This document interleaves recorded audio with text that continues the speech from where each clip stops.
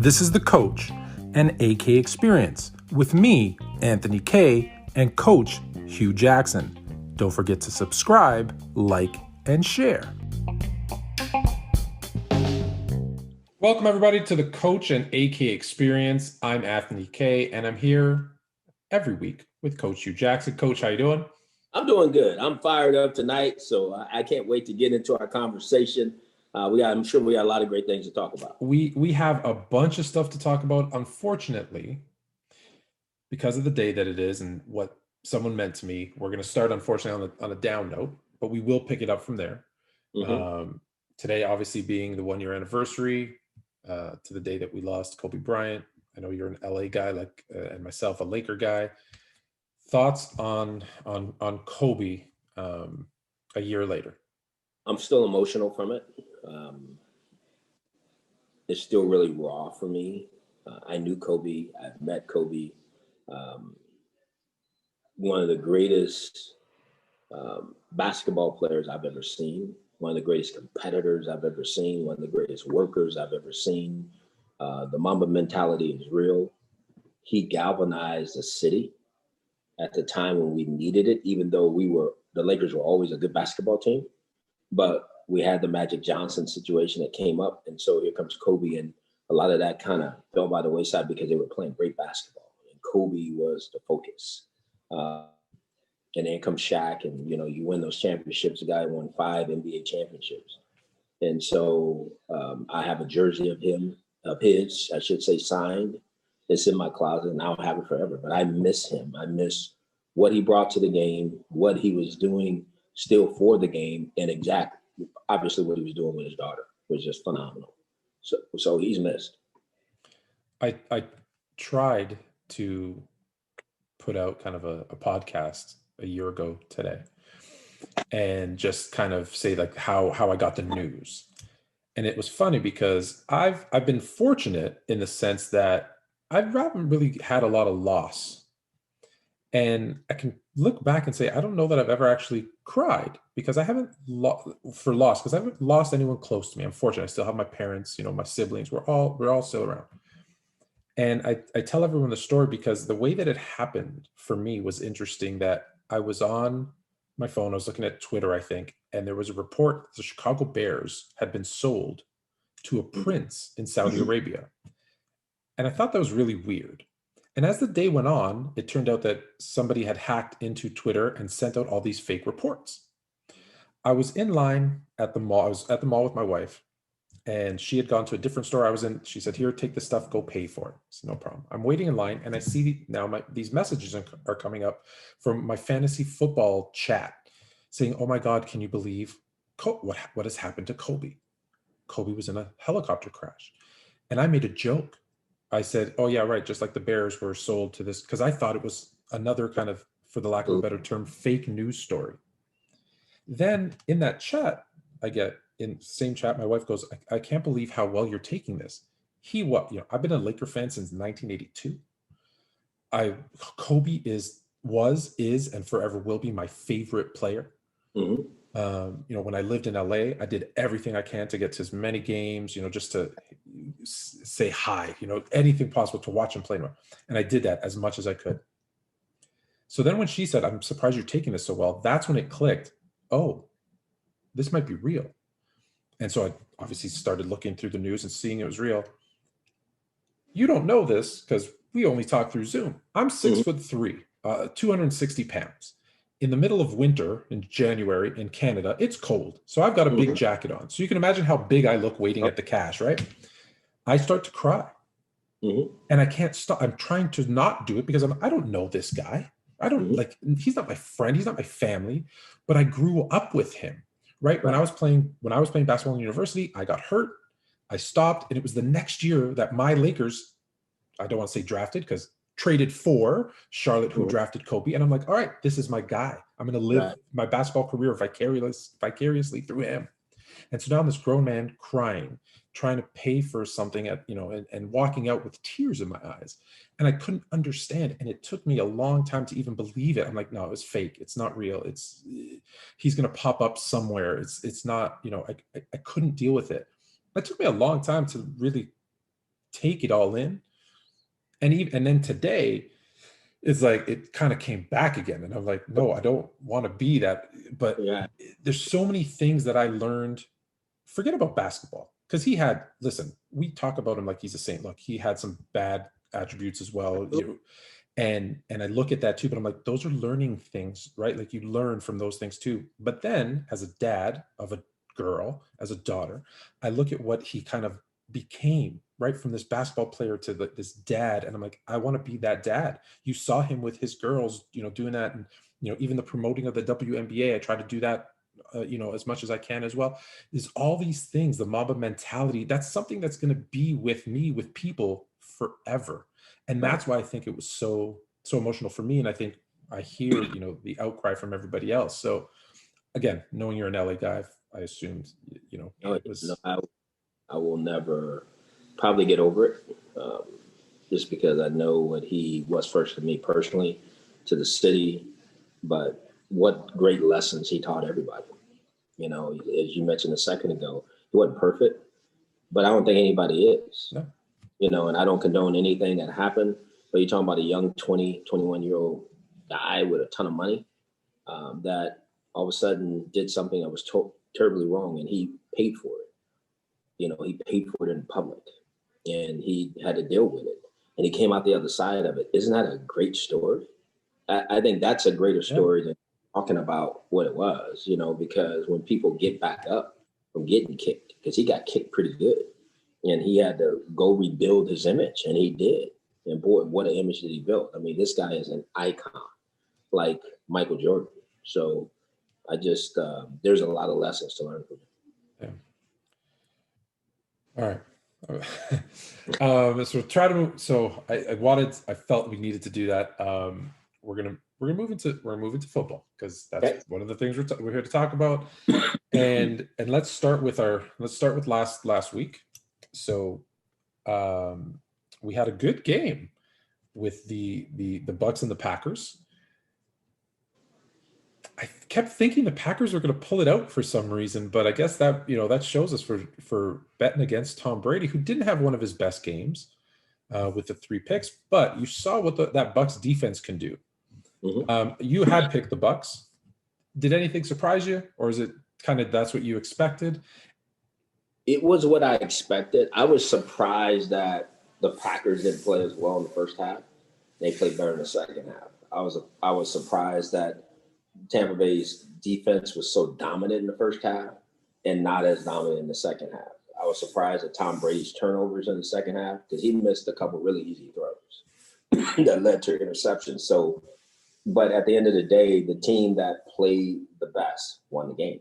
And so I just, in those type of games, there's a couple of decisions that sometimes can be made that can cost you a game. And we all know about the situations that happen with the coach. But at the same time, the Packers looked like a team that had a week off, that wasn't into the game as much as thought they would be in the beginning, and it cost them. Where I thought Tom Brady would lead a group of men in there, not worry about the code. I guarantee you, he rallied the guys about the code and went in there and won the game. And he is the GOAT, and will always be the GOAT in my mind. Yeah, it's tough to argue that anymore. Not that some people did try, but okay. So let's go. You mentioned the calls. Obviously, in a game, we always look for that one play, even though you and I know, look, there's 100 different things that could have gone differently. 2 minutes, a little bit more than 2 minutes left in the game. Are you kicking a field? I was screaming. Well, I can't believe they're kicking the field goal. Yeah. And he said it. I mean, if he had to call back, he said he made a bonehead decision. Okay. I don't know if that came from my analytics discussion.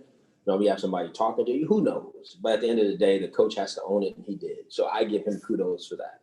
He didn't run from it. He said, look, I could have did better. And so he now sees, and he will grow from that. He won't make that mistake again. But did it cost them? Possibly. Probably cost them going to the Super Bowl. Yeah. Listen, if I got Aaron Rodgers, Devontae Adams, 2 minutes left, I'm not giving the ball back. I'm not giving the ball back to Brady, right? You gotta let him eat. You just do. Yeah. You have to. Aaron Rodgers seemed obviously different. Like we've seen him lose before, This one seemed to hit him a little bit harder, and now there's speculation he's not going to be back in Green Bay. That's an overreaction, right? Oh, absolutely. I think anytime you have a competitor as Aaron Rodgers is going against another quarterback from California in one of the biggest games of the year, probably knowing that they should have won the game, there was a lot of raw emotion there. You put a mic in front of a guy like that, certain things get said. Aaron Rodgers is not going nowhere and he can't go anywhere. He has 3 years left on his contract. Are you kidding me? People don't give away great players. They just don't. It's not like all of a sudden this guy is playing bad, or he's old. They have an unbelievable nucleus that they can add to. So I thought what you heard was some raw feelings, some raw emotion. Now over the last couple of days, it's starting to change. It's getting better. But that's understandable. I think people made too much of it. Everybody wanted to blow it up. Oh my gosh, he's not going to be there. Da da da da da. That's not it. He can't go anywhere. So at the end of the day, it was tough for him. I think he's got to grow from that as well. But he's got to find a way to win in the AFC Championship. He's lost 4 of these. So It is what it is. But it's tough. It's tough though too, right? When you're a quarterback of his caliber and to have the ball taken out of your hands in such a critical moment, I get it. I get why he feels that way. And hey, listen, every other fan of every other team was helping that narrative that, he's leaving, because you want that narrative. Oh, yeah. Maybe he'll come to my team. We're happy about that. Think about it if he leaves. You got Minnesota, you got Chicago. Oh, so you think he's going to possibly go in the division and play against you? You don't want him to leave, You better leave him. I would love that. That's what you better do. Yeah. So in the AFC, the Chiefs and Bills, I think everybody had the Chiefs, right? Like we wanted the Bills to play well, and they didn't look like a team that was not deserving to be in that game, which is good because they're still young. Josh Allen has proven to be a really good quarterback. But you said it before, other than that last game where they had kind of all their second stringers in, they were 14-1. This is still the best team in the league. And it doesn't matter if you win by 1 point, right? Or 100 points, you win. And they went out there and showed Mahomes looked good. He looked like there were no ill effects from the concussion or pinched nerve, depending on who you want to believe. How does this team now stack up against the Bucs? Well, first of all, let me say this. I thought Patrick Mahomes was a difference maker in that game. Obviously Tyreek Hill is special. Kelsey is special. What they're doing is what they've done against everybody. So that's going to be what they do.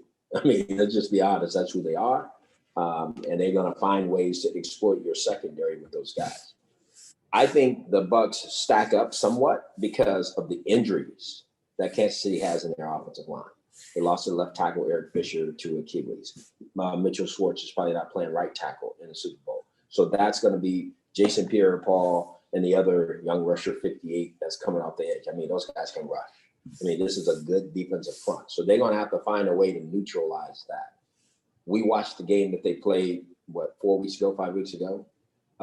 It was a track meet. Tyreek Hill had over 200 yards before halftime.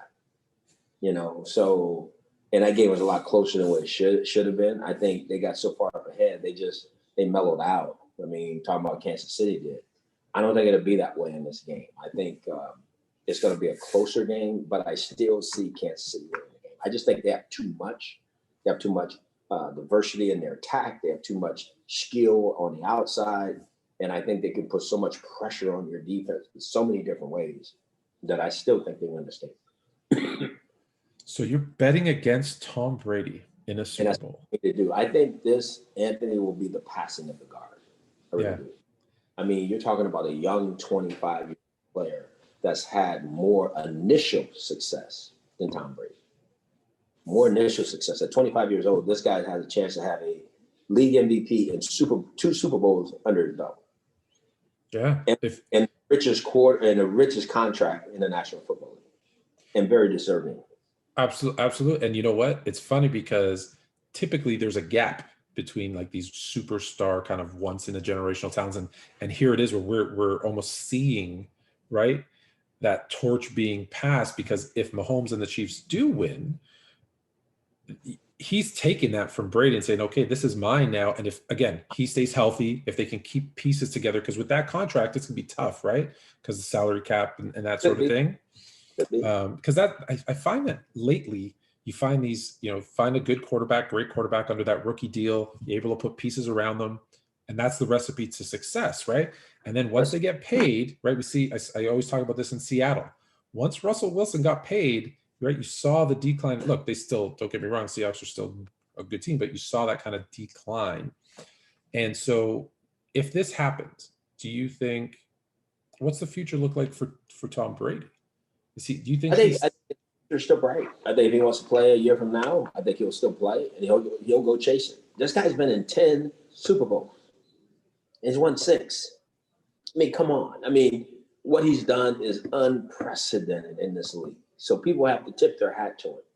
But there's a young coach in Kansas City that's going to challenge that. I truly believe that. He is special. I mean, there's no other way to put it. The guy is a phenomenal competitor, and he lives for these kind of moments. That's the thing. These moments are not too big for him. Oh, no. He just last year you could see it. Yeah. Well, watch that game when they were down 9-0. He went down the sideline. Look, man, please, we got this. And you look up, and all of a sudden they're ahead.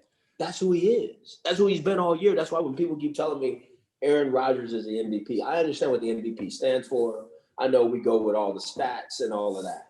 But no one can tell me that this year that people played better than Patrick Mahomes, who led a team to 14-1 because he didn't play in the last game. The 1 losses to the Raiders in their division. And this guy, this is the second year that he's in the Super Bowl in a row. Come on now. That's the MVP. Look, the argument, so I'll say the other side, whether I believe it or not, is that if you take Aaron Rodgers off the Packers, they're in a whole heap of trouble. If you take, that's what they say. And if you take Patrick Mahomes off of Kansas City, they're in big trouble. Well, they say they have so many other weapons that another quarterback would be not as successful. Did you see Chad Henne? He almost lost the game for him. I agree with you. I'm just giving you the other side because we've got to be fair. I mean, let's be real. Listen, you take any of those guys off their team, the team's going to struggle. Any of them. But you take Tom Brady off that team, Tom Brady's going to struggle. So I'm just saying, I mean, I know the argument, but let's look beyond that. This guy is so young still in this league, and he's accomplishing things at a high level that no other young quarterback has ever done. However, when you say he's so young, you kind of touched on it before, but there was one part of the game, and people have probably been seeing the clip a lot, and this is the one that really was like the eye opener for me. We knew he was great. We knew he was talented. But the leader, when I believe it was Mecole Hardman fumbled that punt, right? Yes. He walks over to him, taps him on the head. It's going to be all right. We're going to get this back. You're going to do great things.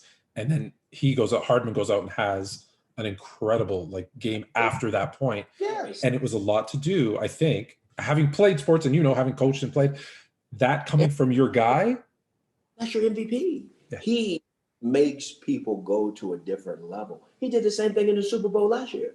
People forget that. They were down. He says, guys, we're going to win this thing. And that's what they did. That's what I'm saying. People don't recognize greatness because we expect him to do just extra, just be way off the chart. Throw for 500 yards all the time, 6 touchdowns. No, keep winning. Patrick Mahomes is a winner. Tom Brady is a winner. They have the ability to raise players' vibration on their teams to play at a whole different level. That's what they do. That's great leadership and great play. That's what MVPs do. So my point again is nothing against Aaron Rodgers. He wasn't given the opportunity to win that game. But at the same time, there was other chances in the first half. You got to get those guys to block for you. You got to somehow, some way, it's got to work. I've watched Patrick Mahomes play with these backup tackles and make it work. People got to make it work. That's just what he's done. So that's why I have a hard time when people say, well, Aaron Rodgers is the MVP. He had a great year, then throw that many interceptions, all these touchdowns, so it goes to him. Get out of here. You got to take it from Patrick. I keep, I've always have these conversations. It's more than stats, right? There's stats, there's accolades, but there's the intangibles, and that's the toughest one because it's so subjective, the intangibles and the eye test. But when you look at Patrick Mahomes, he is the best player, clearly the leader of the best team. And if And that's not an MVP, what I think is? Deshaun Watson's struggling. He's watching a guy who was in his draft class that I think he believes he's just as talented as. At 25, MVP, possible 2 Super Bowls. And I'm sitting over here playing with nothing.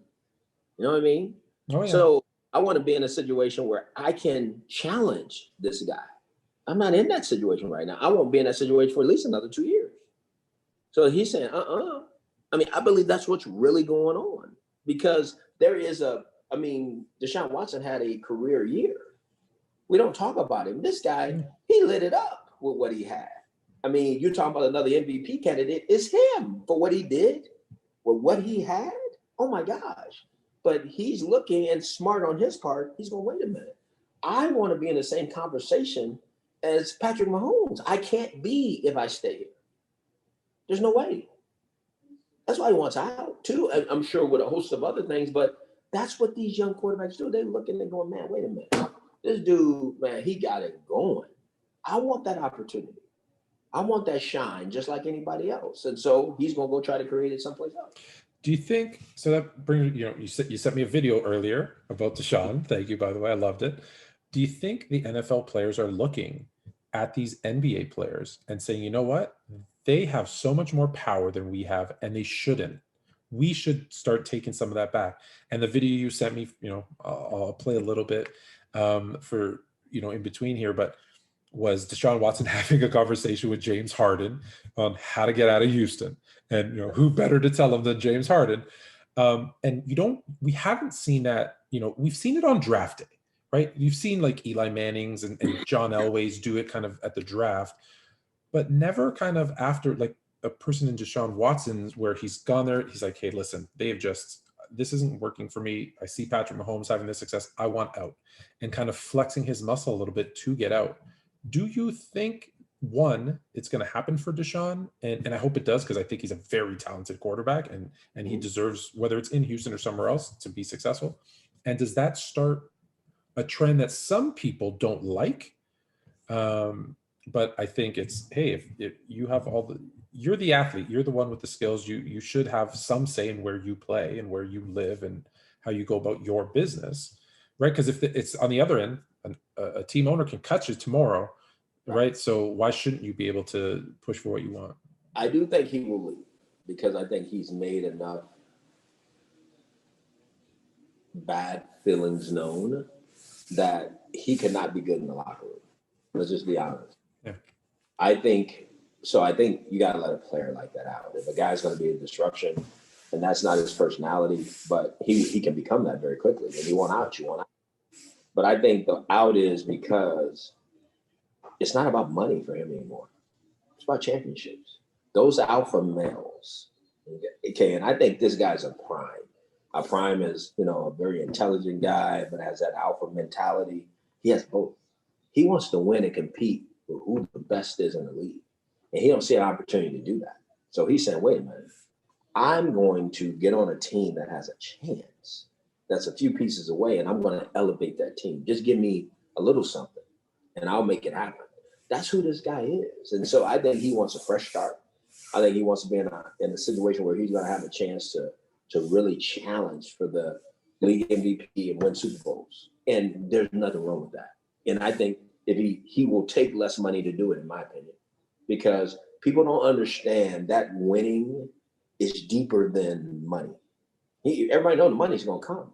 You get all these other endorsements. Some guys make more money in endorsements than they do in their own contract.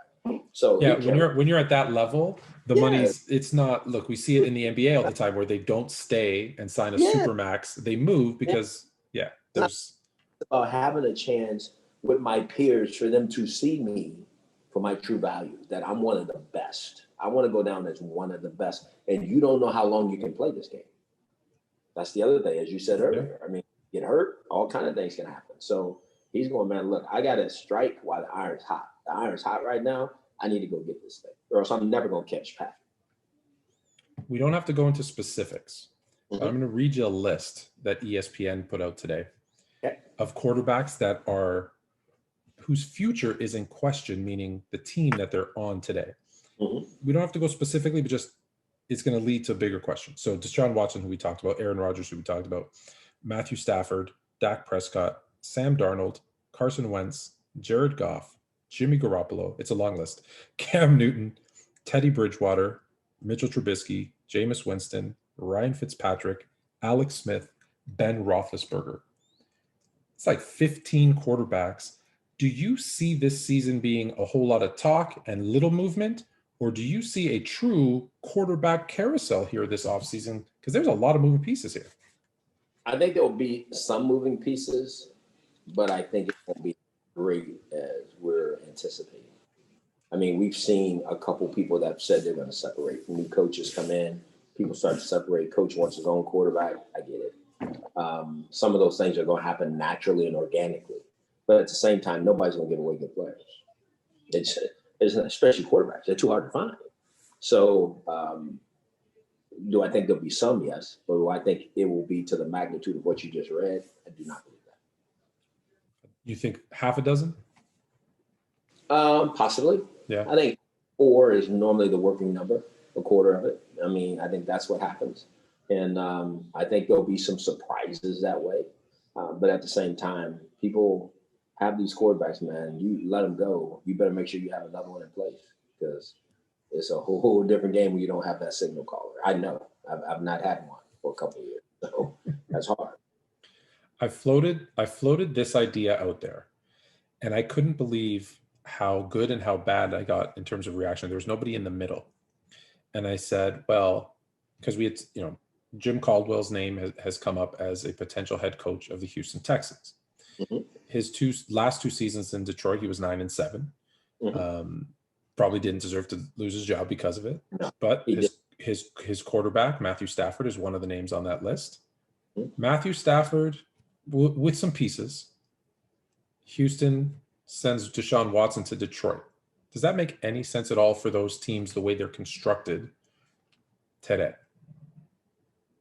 Yeah, it makes sense. If you want to get a guy out of your locker room who you think is going to be a cancer, and you normally don't send him where he wants to go.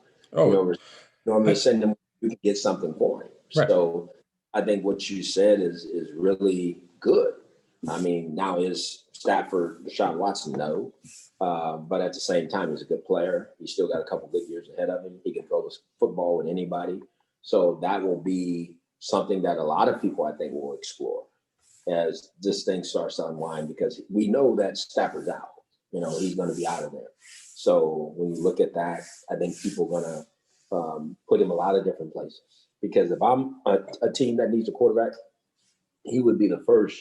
If I could get Deshaun Watson, obviously, he'd be the next guy on that list I'll be chasing.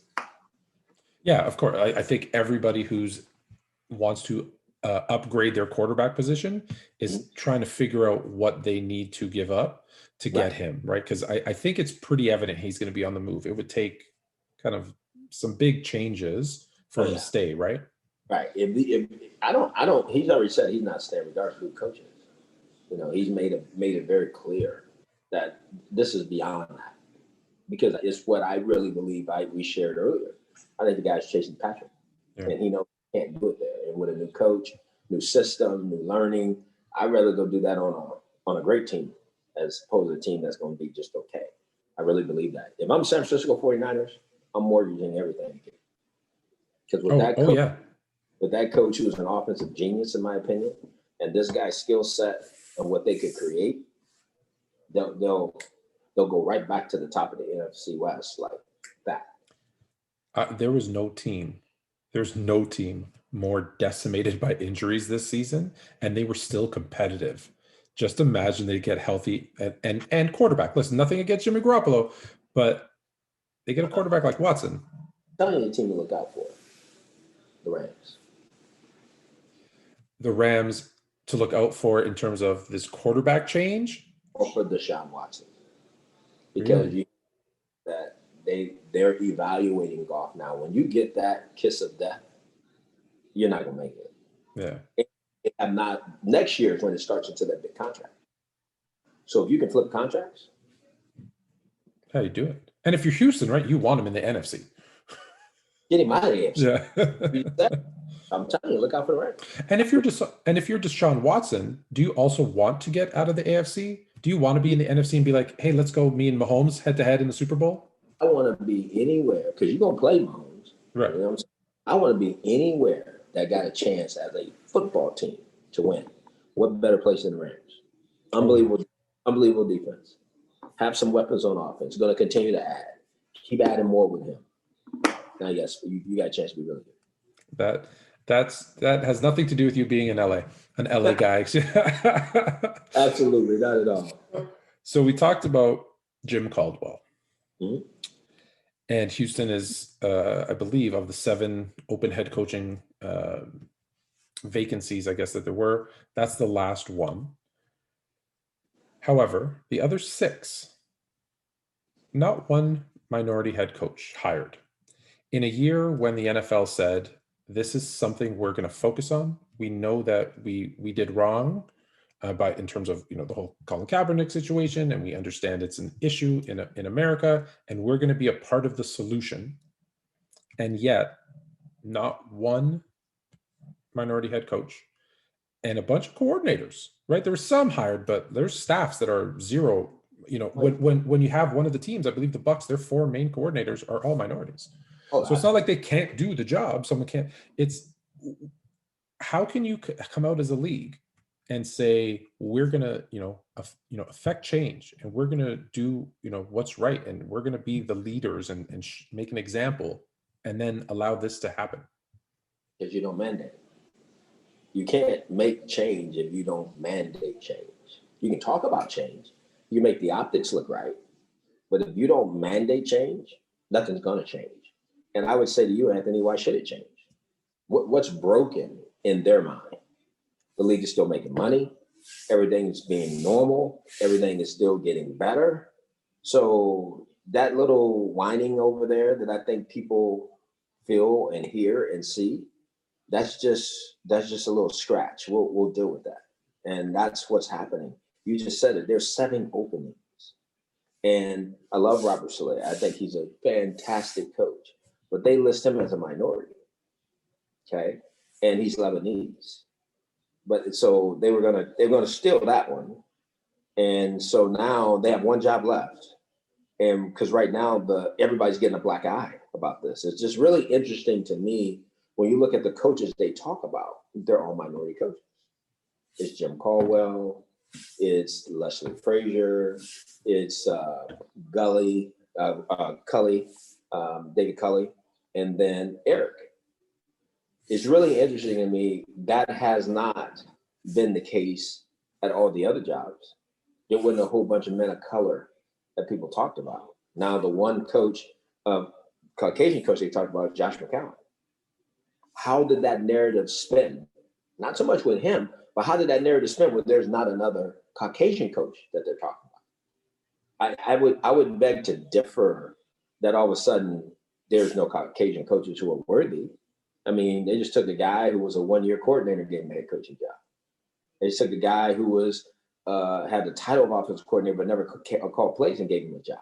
I mean, so how all of a sudden there's not another Caucasian coach that is warranted of this opportunity? Just because somebody better do something. Somebody better try to make this right. And I still think that's wrong. I really do. That's just my opinion. It's one man's opinion. Haven't been in those seats, haven't understood it all. I think it's a tough spot for those coaches to be in. You have a quarterback who don't want to be there. You have a new GM that came from the Patriots. I'm sure he wants his own guy. You can't tell me that on his list was all of these minority men. So if we're going to do it right. And to me, the only way to do it right is mandated. And I've said it before, in a meeting with the NFL, it should be, if there's 6 jobs or 7 jobs, then 4 should go to minorities and 3 should go to Caucasian coaches. And if it's half and half, make it half and half. Then it can be fair. Then you can look at the data and say, did it work? There'll be some guys that fall out. There'll be some guys that do great. There'll be some guys that don't do as great. But at least you did it what? You were fair. Just be fair. We keep saying we want to be fair. We want to be transparent. We want to have diversity and inclusion. Then have it. Do it. But we can't because the owners don't want to do that. So I have a hard time with this conversation because I think it's deeper than that. I just do.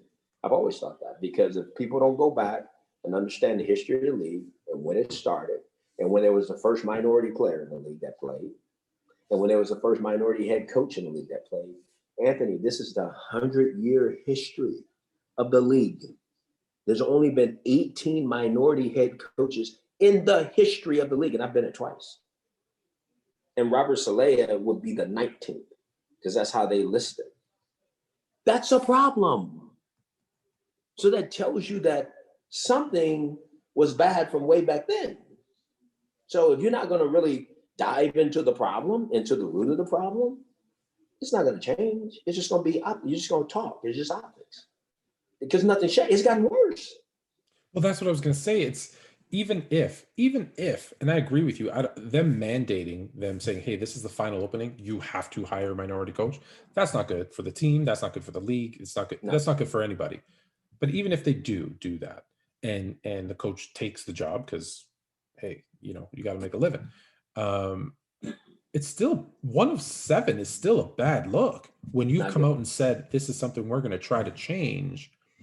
And then, look, I know not a lot of people are maybe going to ask this question, but how can it be possible that all of these, like you said, coordinators who've never called plays, guys who've been coordinators for 1 year, how are they all getting head coaching jobs when what we were told was you got to, prove yourself, be the best candidate, earn your lumps, go through the steps? Well, think about it even this way, Anthony. If that's the case, in the Super Bowl, we know what the makeup is of the Tampa Bay staff. Look at Eric Bieniemy, okay? You mean to tell me that none of those guys should already have a job in Houston based on what they've already did and where they've given jobs to already? So don't talk to me about being fair. Listen, there's five minority coordinators in the Super Bowl. Yes. That all have the ability to either be a first-time head coach or who have been head coaches before, right?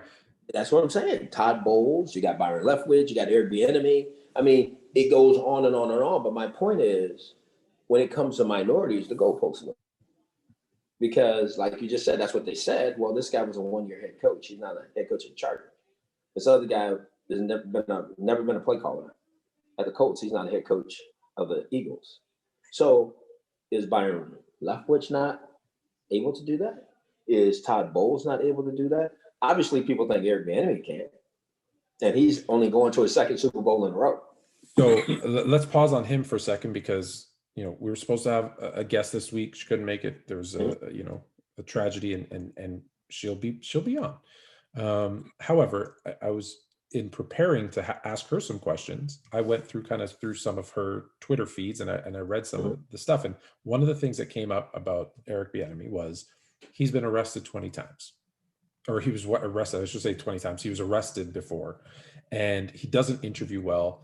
And the person, because when you're hiding behind a computer, these, guys who comment and girls who comment on Twitter are all very, very tough guys and girls. No, don't worry about it. Stop getting, relax. He'll get a job eventually. He's a really good coordinator. When you hear people's response to that, obviously it's because there's a bigger issue than just football. But if you're him, if you're you, what does that tell you about, what is going on in the world today, that they bring up something from, I said 20 arrests. It was 1 arrest 20 years ago is what I meant to say. Why are they bringing that up? If he's good enough to be an offensive coordinator, if that's not the problem for Kansas, what's the difference between him being the offensive coordinator and being the head coach because of that? They don't want him to have the job. Let's just be honest. I mean, that's what it is. At the end of the day, we don't want you. And that's the bottom line. Listen, you just said it. Something in its past from 20 years ago. This is what we're talking about. Then how in the hell is the guy the offensive coordinator of the Kansas City Chiefs today? He wouldn't be if it was that bad. Look, everybody's got skeletons in their closet, okay? Nobody goes unclean. Now, if it's something that is bad, then let everybody know. That's a whole different conversation. But I don't think that's the case. I think these are the things that people move on. It goes from what he did in his past to he doesn't interview good to this to that. That's the moving of the goalposts. You're not asking him to do those things. You're asking him to coach your team. That's my thing. I mean, you're asking the guy to coach your team. You're not asking him to do all these other things and help your offense become better. So but this is what happens. These are the narratives that get spun for head coaches and coaches. I mean, mine was internal discord. I wasn't part of no internal discord. Are you kidding me? Internal discord? There's never been internal discord in my career. And I was shocked that was said about me, but it was said. But that's what happened. So you put that pill out there and it becomes a poison pill. Yeah. You put that out there about Eric, about something he did 20 years ago, it becomes a poison pill. And then people go look and see, and if they see something, oh my gosh, this is what he had to do. Then all of a sudden, there's a problem. He can't get a job. That's not right. No, because look, when you go back in history, you look and you say, well, where do you want your new head coach to come from? Right? You look at, well, you want a winning program. Yes. Who's winning? Who's the best offensive coordinator, defensive coordinator? Who has the best defense, the best offense? Well, these are the guys, and they're all getting passed by for guys that have done nothing. Think about it. They're not talking about Byron Leftwich and my man, the defensive coordinator, and those guys at Houston. They're not. David Culley, I love David Culley, but David Culley's the quarterback coach in Baltimore. No, he's not. James Urban is the quarterback coach. I'm not sure what his title is, but he's not the quarterback coach, which is James Urban, and he's not the coordinator. He's not the play caller. But he's interviewing for the Houston Texans job. Because you know what? I hope people can see this for what it is. The quarterback's black. Well, we better go get a black head coach. That's what this is. Maybe we can save it that way. Maybe keep on. Wrong thought process. Yeah. Wrong thought process. That's what I'm saying. I mean, it makes no sense to me. I'll go back to it. You look at the people they're talking about right now, they're all minorities. Boy, I can't tell you another job in those other 6 that was the case. That there was 4 or 3 minorities that everybody's saying, man, these guys are coming in for the second interview. Why is that now? Why is that happening now? Nobody even asked that question. Well, it's Deshaun Watson, obviously.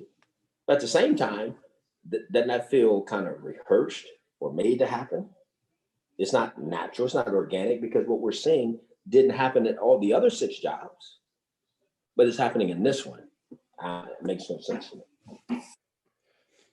We talked about this last week, and I'm going to just kind of bring it back up again, because there are head coaches now and general managers, although they didn't get to pick their can the current head coaches, general managers, players have enough influence to change? Like, look, they can't do it this year. It's too late this year. There's one open job.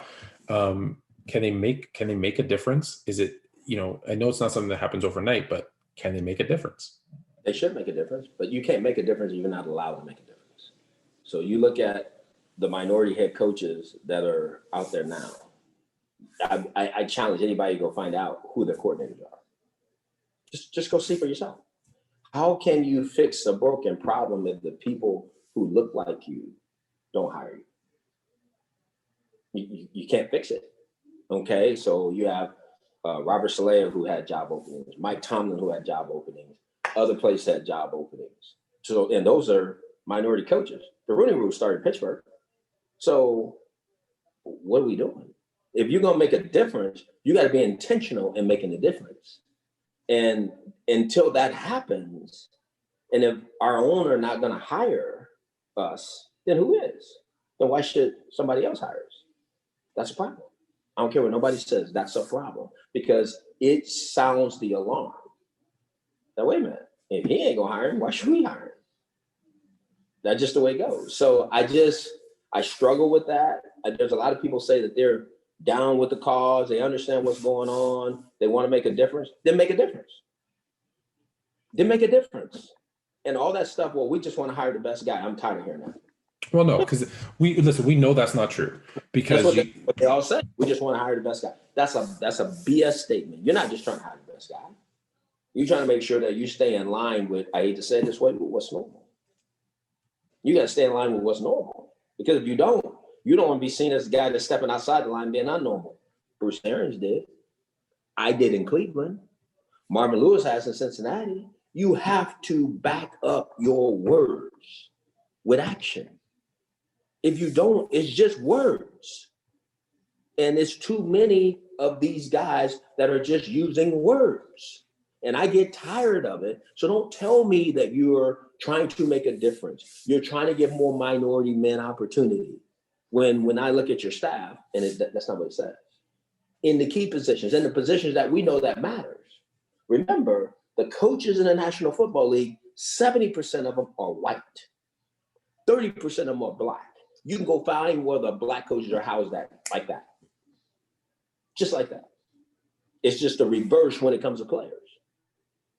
So it's a shame when you think about it. So if we, as minority men who are in head coaching positions, can't find a candidate that is good enough or doesn't have the resume that's strong enough to give him a chance, then I'm going to say it again. Why should a Caucasian coach get a chance? I'm going to ask you a really hard question, and it's not something I believe or think. As a minority head coach, is there pressure from your white team owner? I hate using the word owner in there, but to have either more white coordinators or a more less diverse if you're the head coach? No, because when I take the job, I'm not taking the job unless I can pick my staff. I don't need someone else picking my staff, because those are the men I'm going to get in the boat with. You're not getting in that boat anyway. So let me pick the men that are going to get in the boat. I can't take a job if I can't pick my own staff. So you might feel the pressure that, boy, I don't want them to think I'm going radical over here. But at the same time, you got to do what's right. That's the biggest thing with this, Anthony. You have to do what's right. What's right is, if I'm going to make an impact on an issue that's in this league, I got to give minority men a chance. I'm going to say it again. Look at Bruce Arians. I hired Pep Hamilton. I hired Ray Horton. I hired Kirby Wilson. My special teams coordinator was the same guy that was there a year before, but all the other lieutenants were black. You look at what's happening in Tampa. All those guys, like you said, from special teams coordinator, assistant head coach, offense coordinator, they're all black. They're his people. He don't see color. He see talent. But funny because his last name's Arians, but yeah, I'll try to lighten it up. He wouldn't found that talent.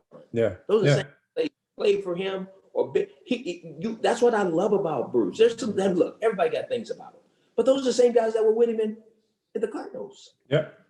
And he brings those guys with him to Tampa, and he makes it better for them. That's what this is all about. Where is the other people of color that are doing that? And why don't you?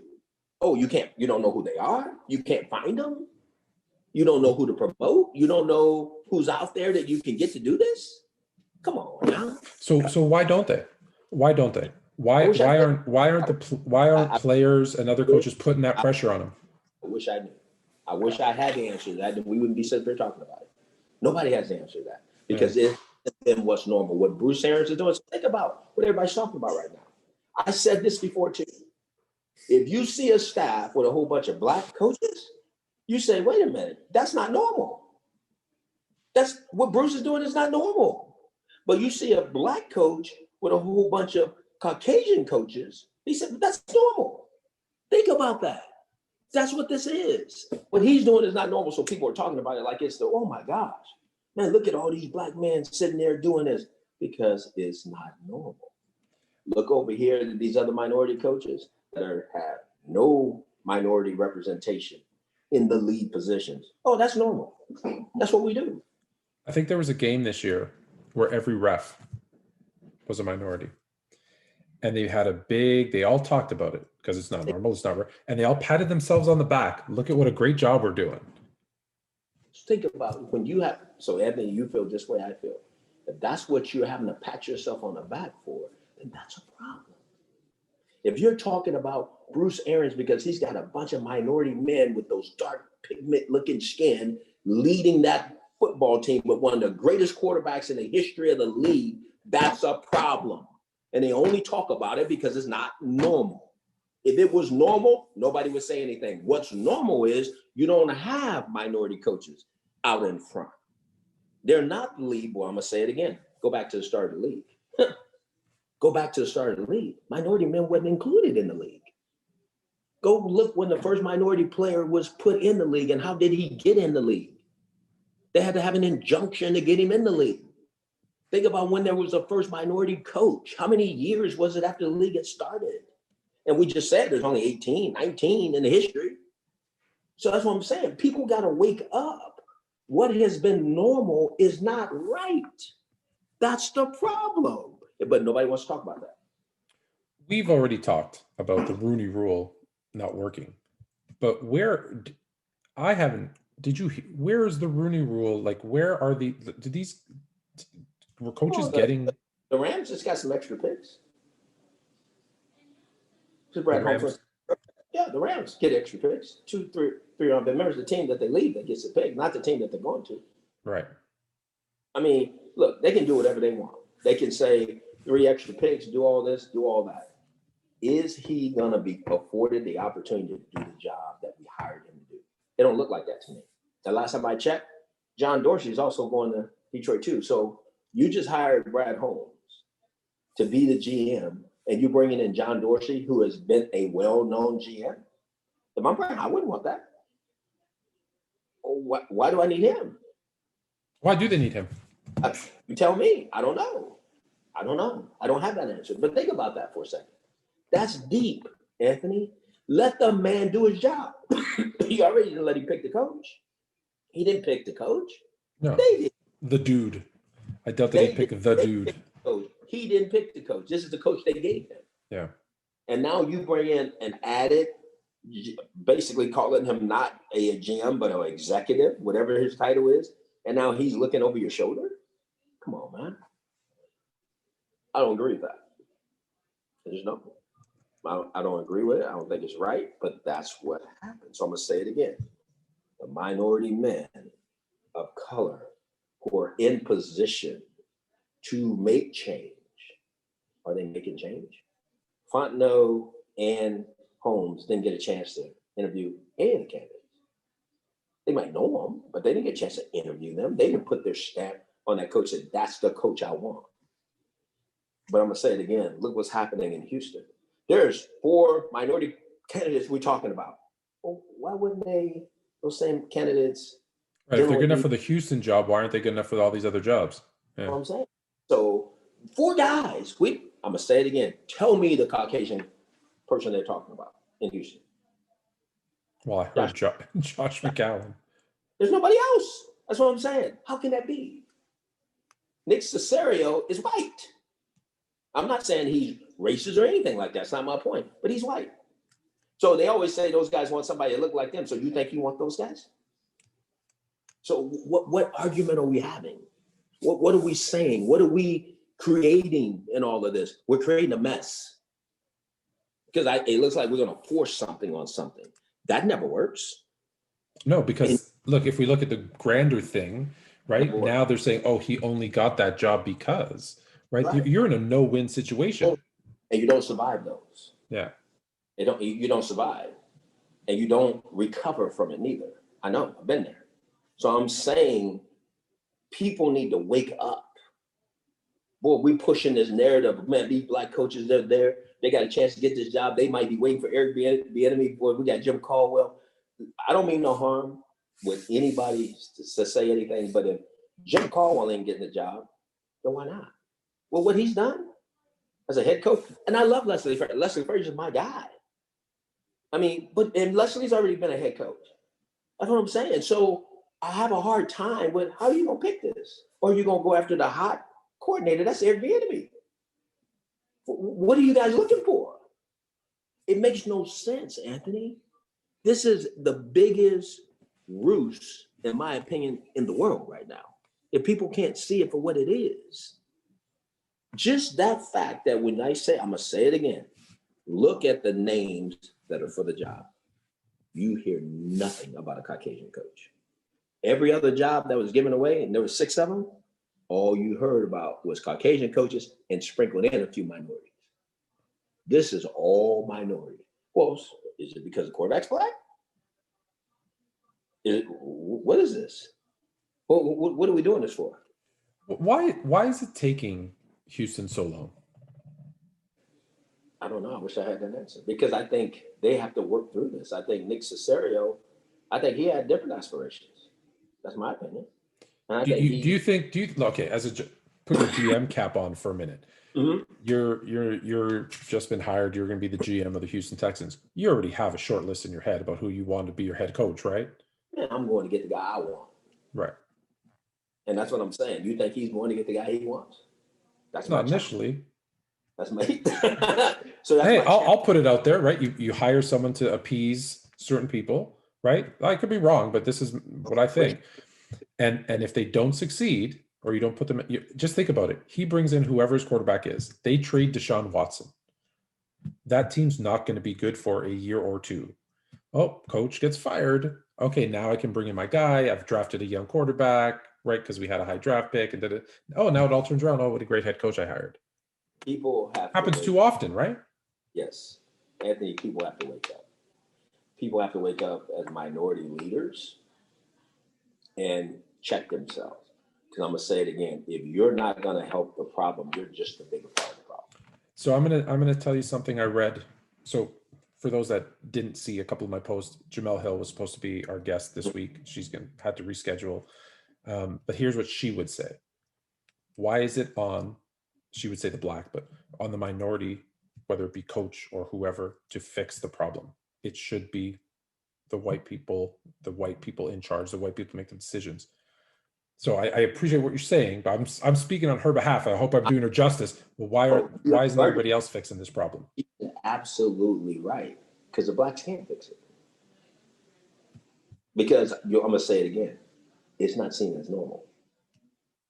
When the whites fix it, it's seen as what? Wow, we're making change. We're doing something right. Yeah.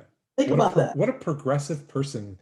What a great decision to, yeah. Yes, that's what that is. So it really is on them to say, look, we're gonna let our guards down here, whatever that term is, and we're gonna do what's right.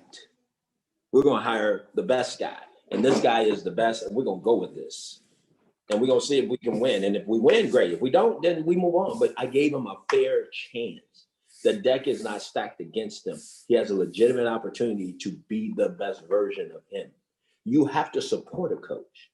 When you hire a coach and you bring in a guy from a different organization and you go, look, I'm bringing you in. And why do you think people bring people in? They want your vision. They want your style. They want what you bring. They want the staff that you bring. But if you bring that guy in and you tie his hands behind his back and you give him nothing, you don't give him nothing of what he was from where he came from, then how can he be the best version of himself? He can't. You have to play to the coach. If you bring a coach in, you have to do everything as an organization to give him what he needs to win. Not what you think you need to win, what he needs. He's the coach. He's the coach. So I say that all the time, and I struggle with people saying, oh, man, no, the GM gets to pick the player. You can have a GM that can pick the players, but him and the coach better have the same vision. Right. They're right. Because if you're, I think Arizona, right? They knew they were drafting Kyler Murray. They brought in someone who, probably wasn't qualified to be the head coach in Kingsbury, but they were like, hey, it's a good match with the quarterback, right? Coach, GM had. I'm going to give Cliff Kingsbury every opportunity to be the best version of himself. So we get Kyler Murray, let Josh Rosen go. Think about that. Yeah. That's what you do when you're intentional in helping a coach be the best he can be. That's what you do. So look around the National Football League, how often that happens. The guy comes in, they start bringing players from where this guy was so that those players can be in the locker room, do the things, and give them a chance. Go look at some of these other teams and go see if they did that. No, it's not like that everywhere. And I get it. Every situation is different. But at the end of the day, if you're trying to win, you're going to give the coach what he needs, not what you need. Yeah, you don't have to look that far. You look at, whether it was the Lions or the Dolphins, they brought in Patriot guys. What did they see? Oh, now they both signed some Patriot players who understand they're going to want to run things, right? Culture, system, the whole 9 yards. That's the way it normally works in the National Football League. When you don't do that, in my opinion, you have no intention on winning. You have no intention on supporting the coach. You have no intention in doing what's right by the coach. That there's no way. Because how can a coach reinvent what he did someplace else if he has none of the groceries that he had there? There's no way he can. I'm going to leave you with a question that I know you probably don't know the answer to, but I'm going to ask it anyways because it needs to be asked. Because you mentioned it before. And it's something that, the NBA did last year, not as much this year. But if the NFL, and we know this is true, whatever happens, we're going to watch the NFL. The NFL is going to make their money. Mm-hmm. And maybe the answer is just, maybe I'm going to say the answer for you. If their pockets aren't going to be affected and they know that this is the right thing to do, why aren't they doing it? Because nothing's making them do it. Nothing has made them do anything. That's why they do what is normal. And it is exactly what's gone on for umpteen years. I'm going to say it again, Anthony, go back to the start of pro football.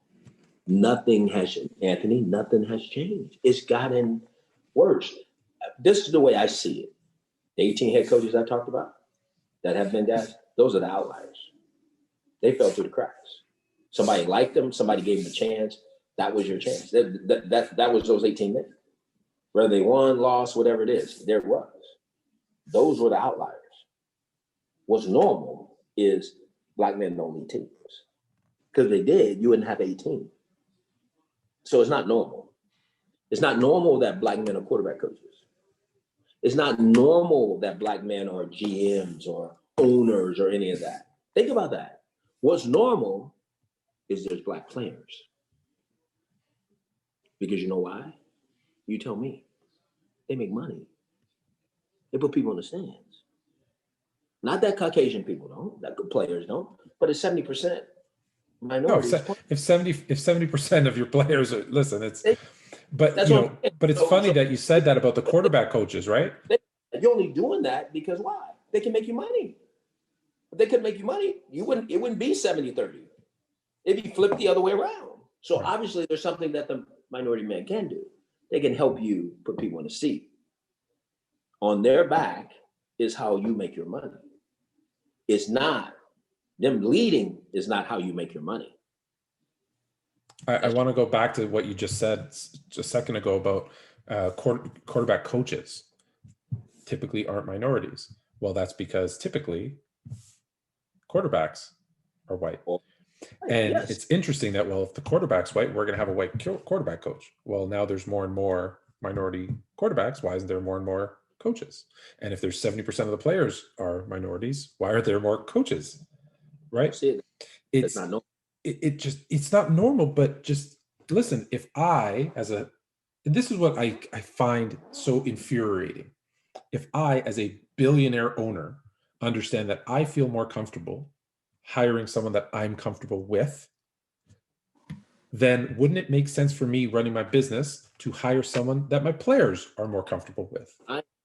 Listen, whether you believe that narrative or not, Andy, the logic doesn't, it goes one way and it doesn't go the other. And you're absolutely right in what you just said. I'm what I was about to get to. I get very mad when I keep hearing about owners want to hire somebody that looks like them, people they've been around. Let me tell you something. I said it the other night on I Am Athlete.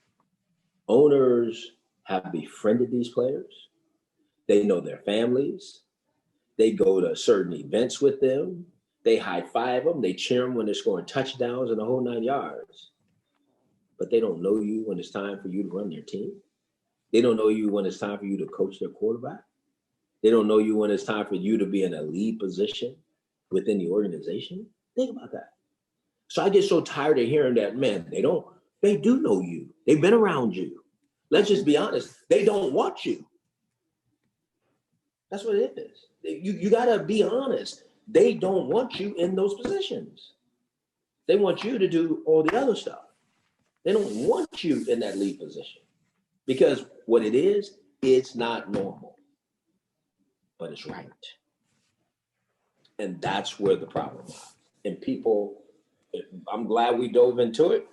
I'll dive into all kind of stuff now because I really can care less because the truth needs to start coming out on all of this. There's too many backroom things that have gone on. I think until all this stuff comes out for what it really is, can you really move forward? Because do you know that there's a diversity and inclusion report that comes out every year? Yes, I do, because you told me last week. There you go. But I never even knew that Yeah. when I was a coach. I didn't know that till I've been out of the league. That anybody can go get it. It's online. And people never knew that. It will tell you things that you'd be shocked about. It will tell you things that a lot of people be shocked about. But they don't, the media don't talk about that. People act like that thing never even exists. It's there. The proof is there on what's going on and what needs to change. It's been there. I think it started in 2013. Well, let's do this. We're going to pull it up and we're going to start talking about it. And you brought up I Am Athlete. A great episode, by the way. How'd you get connected? Is it just with your how'd you get connected with those guys? And I want to end it with this too. So tell me a little bit about the I Am Athlete, but also I saw that Grand Leyenda is expanding from tequila to some wine and spirits. Can you tell us a little bit about that? Because we haven't talked about your tequila in a long time, and now that you're expanding. Well, my relationship with Brandon, I've known Brandon a long time. How this started is I'm here working with their athletes, their quarterbacks, their skill guys, and which has been really fun. I really enjoyed that part of it. But then Brandon is a real guy when it comes to change. He wants to see change. He understands the issues that are out there, and he tries to make a difference. And I thank him for that. On that podcast, as you can see, are 4 former players, one including Brandon, Chad Johnson, Channing Crowder, and Fred Taylor. Some of the guys that were some of the best at what they do. And they get it. They know what's going on. And they're trying to make a difference. And they're having real time conversations about stuff that is happening in the National Football League, in the world, with players, with everything. And that's why I really enjoy it, because there's no BS on their side. I mean, you really, you tell the truth. It's transparency. I was watching just the most recent episode, and I think actually Brandon tried to slide something by that wasn't 100, and they called him out on it right away. So I love that about it. Yeah. That's what I love about it too, because you can't. One thing I know I've learned being on it, you can't BS.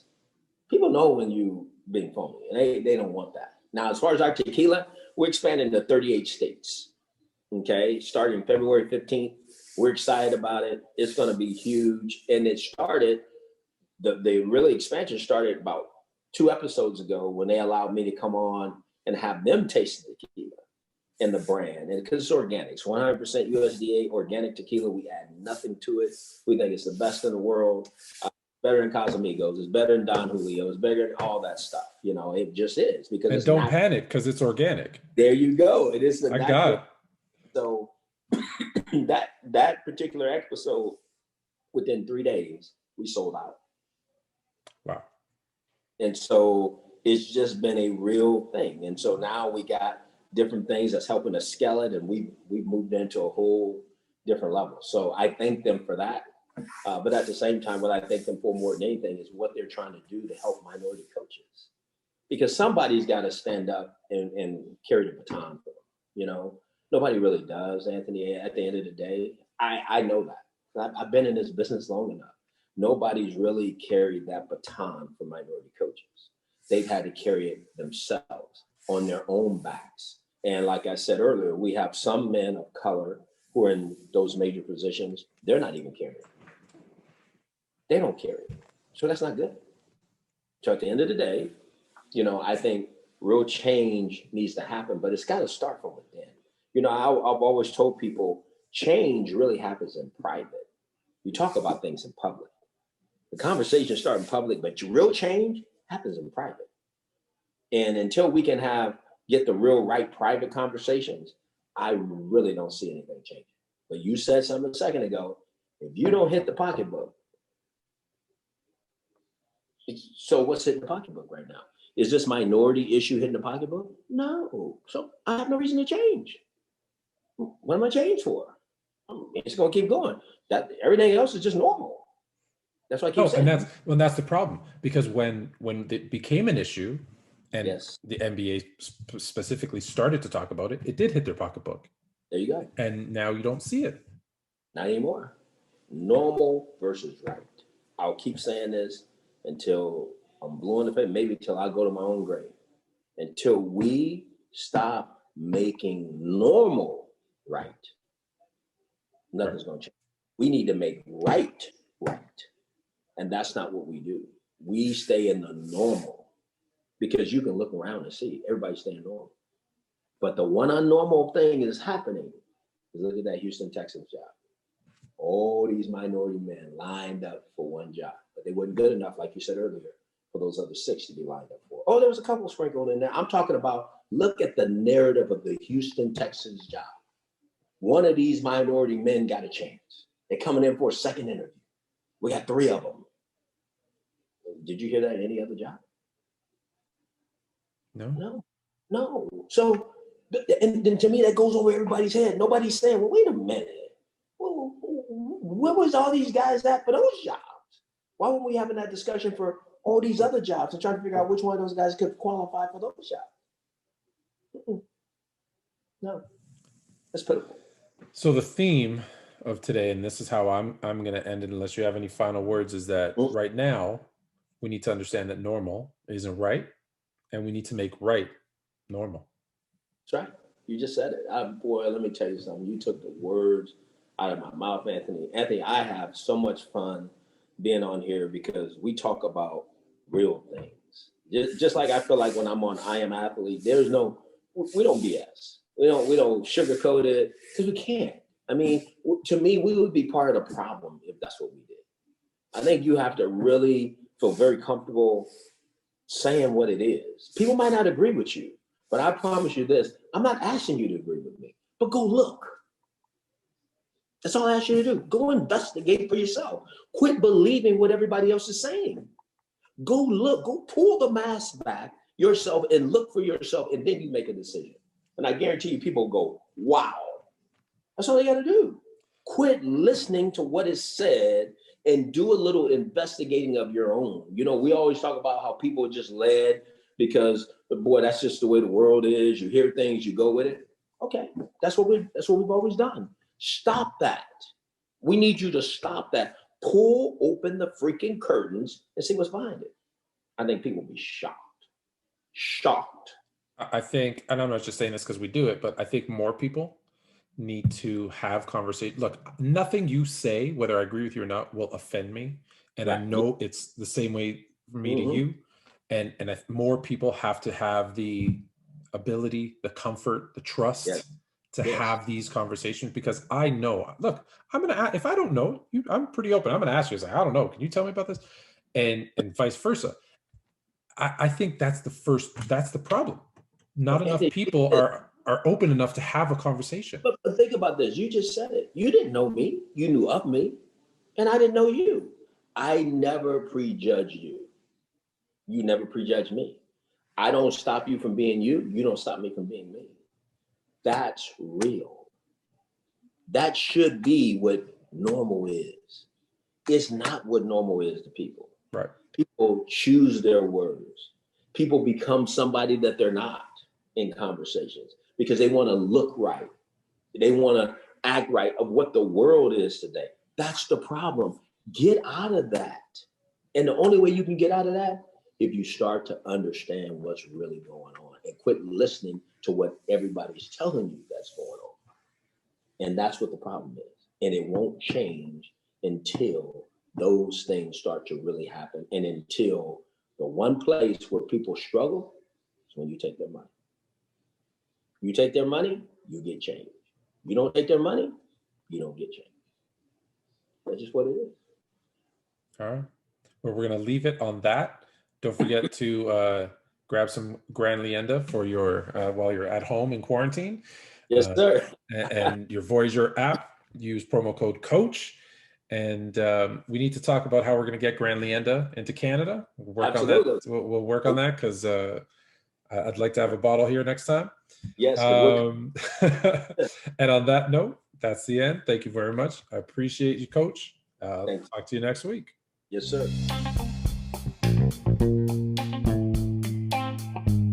This has been The Coach and AK Experience, part of the Sports Fluent Network.